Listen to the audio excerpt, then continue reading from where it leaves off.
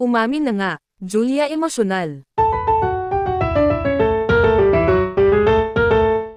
Sa isang revelasyong tuluyang bumasag sa katahimikan ng isang istoryang matagal ng laman ng mga bulong-bulungan at mga palihim na kwentuhan sa likod ng entablado ng showbiz, tuluyan na ngang nagpasya sina Gerald Anderson at Maja Salvador na hindi na lamang manatiling lihim ang namamagitan sa kanila kundi tuluyan nang ipakita sa buong mundo na nagsama na sila, isang hakbang na mistulang bigla na lamang pumutol sa huling hibla ng pag-asang pinanghahawakan ni Julia Barreto, na hanggang sa mga huling araw bago ito kinumpirma ay pilit na binubuo ang sarili at pinipilit maniwala sa mga palusot at paliwanag na paulit-ulit ding sinira ng mga larawan at video na palihim na kinunan ng mga mata ng mga taong hindi rin magawang manahimik, sapagkat sa bawat sulyap ng publiko sa mga larawang magkahawak kamay sina Gerald at Maja sa isang sikretong bakasyunan, sa bawat galaw nilang magkasabay pumasok at lumabas sa bagong unit na ngayon ay tinuturing na nilang tahanan, ay kasabay ring humahagulgol si Julia sa loob ng kwartong minsang puno ng mga larawan nilang dalawa ni Gerald.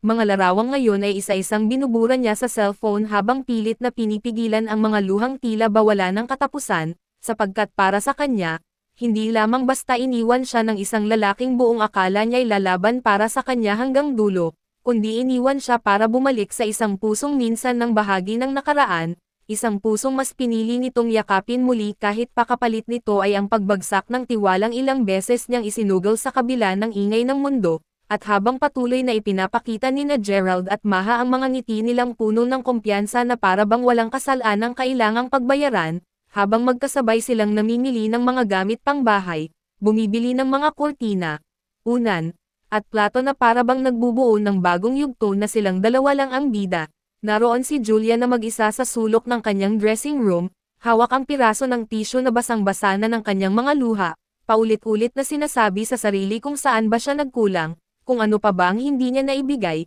kung bakit kahit ipinaglaban niya ito ng buong tapang at buong tiwala ay nauwi rin siya sa puntong siya ang naiwang walang kasabay umuwi. Habang ang mga taong minsan niyang minahal at pinaniwalaang kasama niya sa laban ay magkahawak kamay nang nagpapatuloy sa buhay na para bang wala siyang naging bahagi, at sa bawat saglit na paulit-ulit niyang naririnig ang mga balitang, nagsasama na sina Gerald at Maja, lalo lamang bumibigat ang dibdib niya sapagkat alam niyang hindi na ito simpleng chismis kundi isang katotohanang hindi na niya kayang baguhin o balikan, at habang ang mundo ay abala sa pag-usisa kung gaano katatag ang bagong pagsasamang iyon, si Julia ay tahimik na isinasara ang pintuan ng kanyang kwarto, isinusumpa sa sariling balang araw ay mapapatawad din niya ang lahat ng ito, pero sa ngayon, habang tuluyan na ngang magkasamang bumubuo ng bagong simula sina Gerald at Maja, siya'y nakaupo pa rin sa sahig, nakasubsob ang mukha sa kanyang mga palad, at umiiyak ng umiiyak habang inuusal ang mga katagang sana, kahit sa dulo, may natira man lang na konting paggalang sa pusong buong buo niyang ibinigay pero binaliwala rin sa huli.